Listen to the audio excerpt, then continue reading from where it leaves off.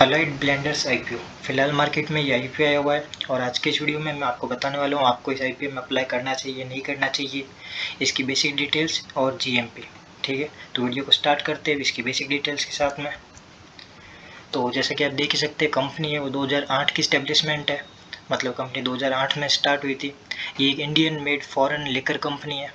उसके अलावा कंपनी के पास जो कैटेगरीज है, जो अलग अलग ये प्रोडक्ट्स बनाती है, उसमें विस्की, ब्रांडी, रम, वोडका, ये 4 तरीके की जो ड्रिंक्स है ये कंपनी बनाती है। और इनको जिस नेम से, जिस ब्रांड से ये कंपनी बेचती है मार्केट के अंदर, जो बोतलों के ऊपर जो नाम लिखा हुआ होता है वो है officers choice, officers choice blue.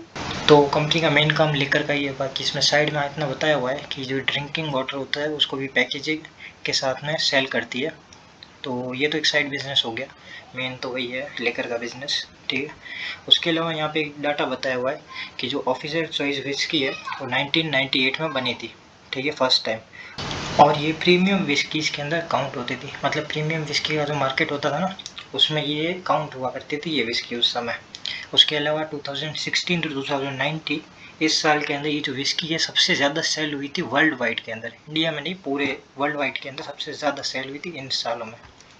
ठीक है, उसके बाद में अगले डाटा में मैं आपको दिखा रहा हूँ दिसंबर 31, 2021 के अंदर कंपनी जो है 22 इंटरनेशनल स्टेट्स के अंदर ये अपने जो प्रोडक्ट्स है इसको सेल करती थी, जिसमें इंक्लूड हो जाते हैं Middle East, North, South America, Africa, Asia, Europe, इन सब जगह पे कंपनी इसको सेल करती थी। उसके अलावा कंपनी के बाद डिस्टिलरी है वो है रंगापुर में और तेलंगाना में। डिस्टिलरी आपको अगर पता हो तो क्या होता है, ये जो बनाते हैं ना वाइन्स वगैरह, इसमें भी अलग अलग कैटेगरी होती है। एक को तो विद डिस्टिलेशन बनाती है, एक विदाउट डिस्टिलेशन। विद डिस्टिलेशन जैसे होता है तो बनती है ब्रांडी, रम, और उसके अलावा जो विदाउट डिस्टिलेशन होते हैं वहाँ पे बियर, वाइन ये बन जाते हैं।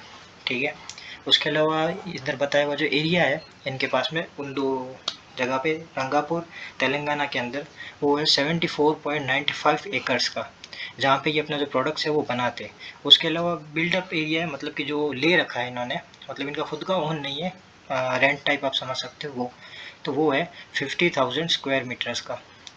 उसके अलावा द कंपनी का जो एनुअली है कि एनुअली कंपनी कितने लीटर्स के ये लिकर बना देती है, वो है 54.75 मिलियन। उसके अलावा कंपनी के पास बॉटल्स बनाने की भी 30 अलग अलग फैक्ट्रीज है, जिसके अंदर वो ऐसे बॉटल वगैरह भी बना लेते हैं। तो कंपनी दोनों काम खुद ही कर लेती है, लिकर बनाने का भी और बोतल बनाने का भी। कुछ ऐसे होती है जो अलग अलग कर लेती है, बट इसका ये है बिजनेस मॉडल। ठीक है, आगे चलते हैं। तो ये कंपनी कुछ फंडामेंटल्स आपके सामने, इसको देख के भी आप हिल जाएंगे। फिर भी चलो मैं धीरे धीरे बताना स्टार्ट करता हूँ। आर ओ ई आपके सामने। डेप्ट टू इक्विटी रेशियो फिर भी सही है, 1.88 बराबर है, कोई दिक्कत नहीं है। लेकिन अब आप आएंगे यहाँ पे EPS की तरफ, वो है 0.07।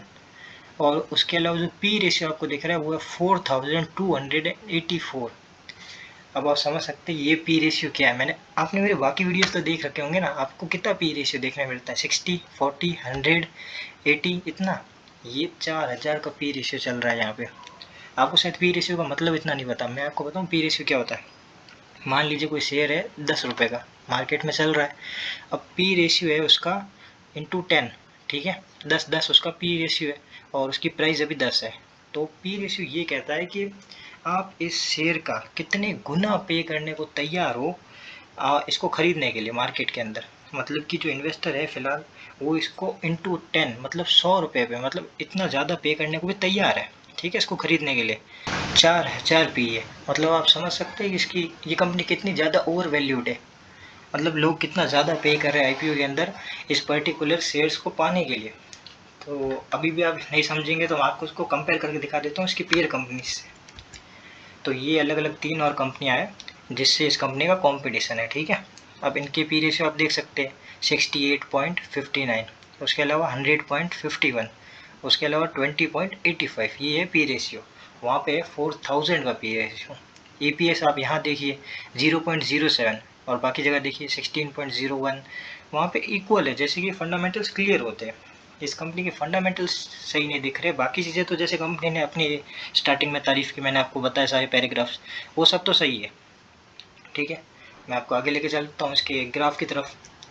तो आपके सामने ये इसका ग्राफ है एसेट, प्रॉफिट और रेवेन्यू का। ठीक है, तो एसेट भी आप देख सकते हैं कंटिन्यू जो है वो 2021 से 2022 एक साल में तो डिक्लाइन हुए, उसके बाद में अगले साल ज़रा से इंक्रीज़ हुआ है, तो ये है इसका एसेट का।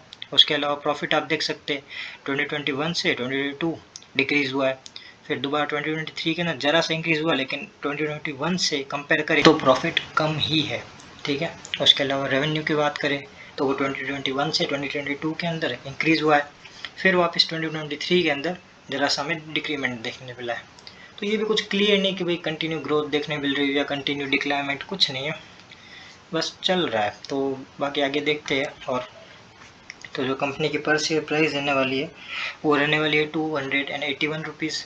मार्केट लॉट है 53 शेयर्स का, और अप्लाई डेट जो है जून 25 से जून 27 तक है। उसके बाद में अलॉटमेंट आपको जून 28 को पता चल जाएगा, रिफंड 29 को, और जो लिस्टिंग होगी वो जुलाई 2 को हो जाएगी।